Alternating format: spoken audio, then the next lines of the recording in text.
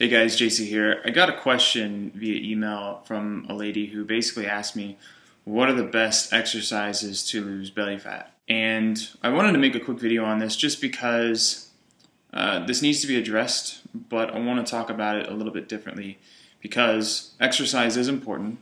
Exercise can help you burn belly fat. It can help you lose fat overall, but exercise alone, any particular exercise by itself is not going to make your midsection leaner.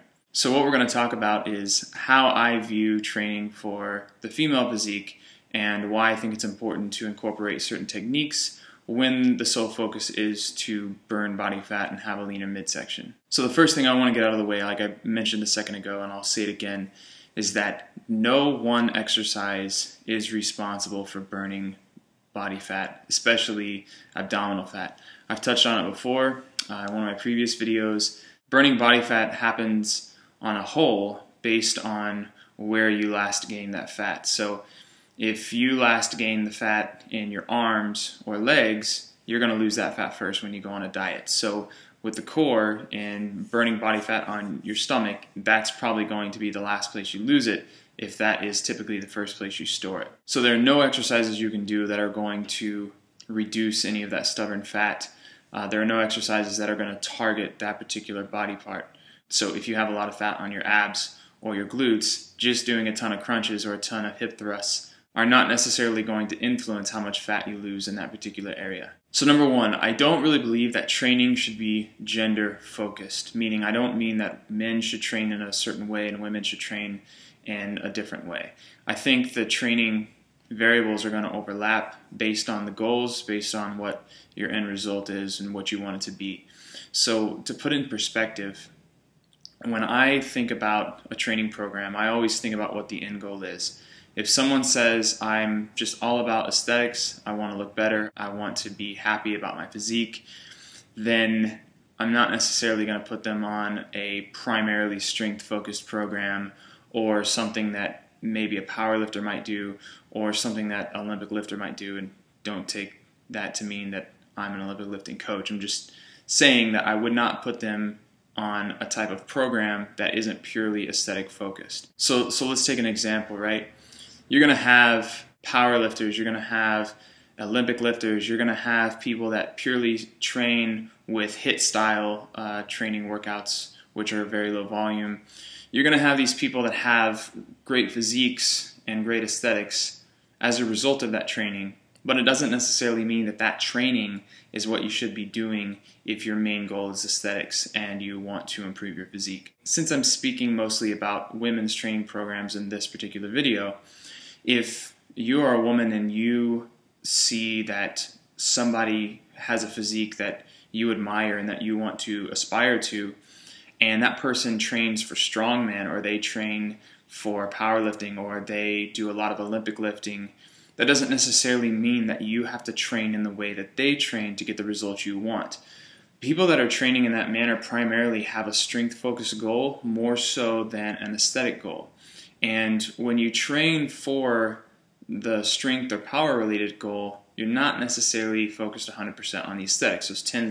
That tends to just kind of come as a result.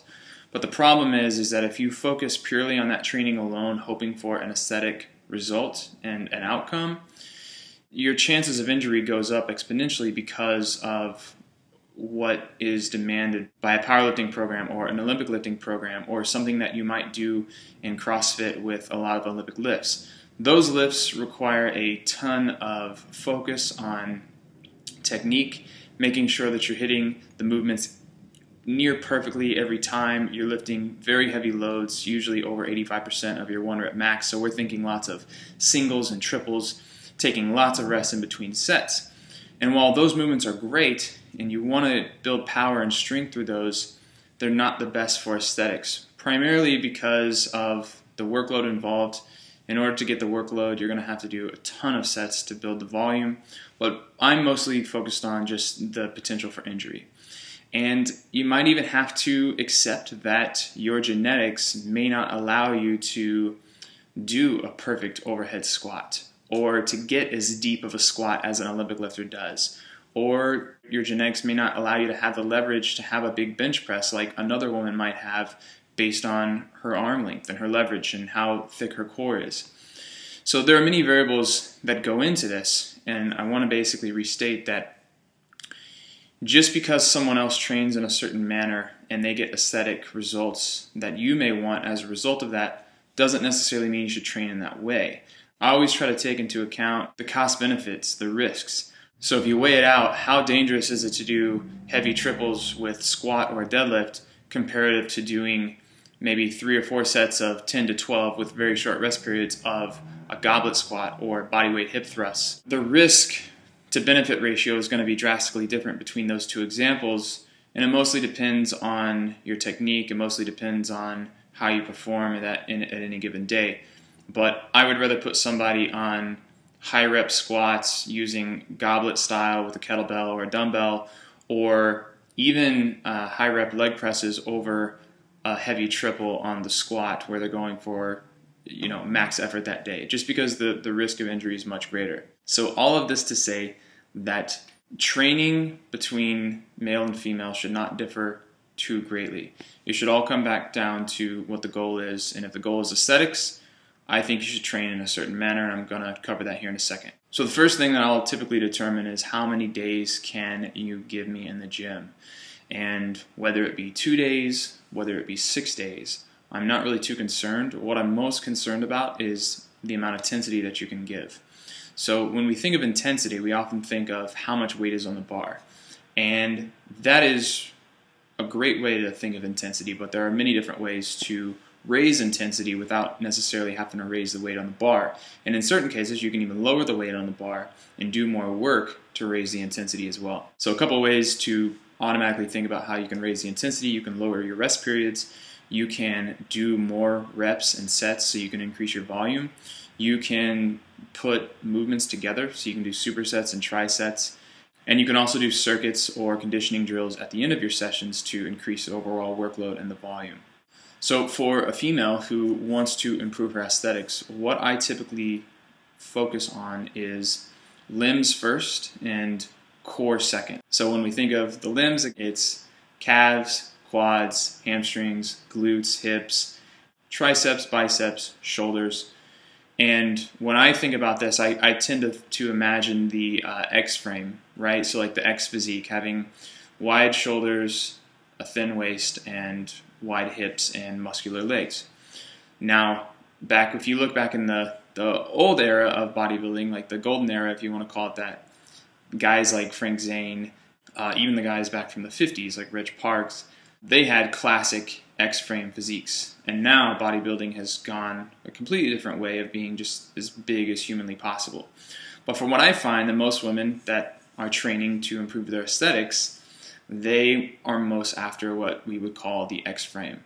And that just basically means defined shoulders, defined arms, a defined backside, glutes, hamstrings, quads, and usually a thin waist, and not a super incredibly muscled up chest or back. When it comes to setting up the training programs, I'm a huge fan of full body training, mostly hitting the limbs as the dominant training and dominant exercises, and then the core as the secondary exercises. Not to say that training your abs, training your chest and back are not important. Those are definitely going to happen, but I place a strong focus on the limbs. So a typical training session would involve some type of quad dominant movement, some type of hamstring dominant movement.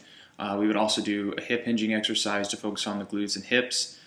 We would also do some pressing movements to focus on the shoulders. We'd do some arm work, and then some back and chest work would go in there as well. And depending on the day, some core work, so maybe some planks or some leg lifts or some type of abdominal conditioning session. And then depending on how aggressive they wanted to be with fat loss, we might add in some conditioning sessions, whether it be circuit drills or sprints, 1 to 2 times a week based on training frequency. So if you can train 5 times per week, you may not need any of that. If you can only train 2 or 3 times a week, adding some conditioning sessions might be beneficial. And to go back briefly about what I stated earlier in the video about the training focus, I lean more towards metabolic style work. So what that means is higher reps, a little more volume than your traditional strength routine of maybe 3x3 or 3x5, and focusing on intensity created through short rest periods, trisets and supersets, and making sure that you're really feeling that burn and feeling that pump, and pushing to keep your intensity as high as possible for the session, whether it be 30 minutes, 40 minutes, 50 minutes, however long it takes. When you train for intensity with short rest periods and a focus on volume and contraction quality, you have to sacrifice some of the pure strength gains that you might experience if you trained with heavy sets of 3 to 5 and you rested for 2 or 3 minutes between sets. Now, I particularly like more metabolic style training just because I think it's more interesting. I think it's more fun, if you want to say that. And I personally feel that you get more bang for your buck in the time that you're spending training. And if you're going to spend 40 or 50 minutes in the gym, I would rather you get an incredible workout and do quite a bit of volume as opposed to doing 5 to 6 heavy sets of squats, maybe a few heavy sets of rows or presses, and then being done with it. I would rather you focus on fatiguing the muscles and improving your cardiovascular benefits while you're training as opposed to spending a ton of time recovering in between sets and going for max weight lifted. And as far as exercises for burning belly fat and burning fat in general, let's talk about that for a second. Overall, and I've explained this in articles and videos before, I'll post these below the video so you can reference those articles and links later. But the main thing when it comes to burning body fat through exercise is primarily training frequently enough to create the adaptations that you want. So we know that if you want to have a leaner physique and you want to look like you lift weights, you've got to put in the time and train frequently enough to elicit that response. So your hamstrings and glutes and quads and shoulders and arms are not going to grow and take on the shape that you want if you're not putting in the time in the gym. Those exercises alone are not going to help you burn the body fat. That primarily is going to come from managing your diet. However, when you put those together, your training is going to basically create the aesthetic effects that you want based on how your muscles look. And when you eat in a way to burn body fat over time, as you lose body fat, you're going to slowly start to see more and more definition on the physique. And as you burn body fat all over your body, you'll start burning body fat on your stomach and your midsection will lean out. And if your training is good enough and you've worked at it for long enough and hard enough, you'll start to develop the X frame or the X physique that most people are after, even males included. So a quick recap. Remember that no particular exercises like crunches or leg lifts or planks are going to burn abdominal fat directly.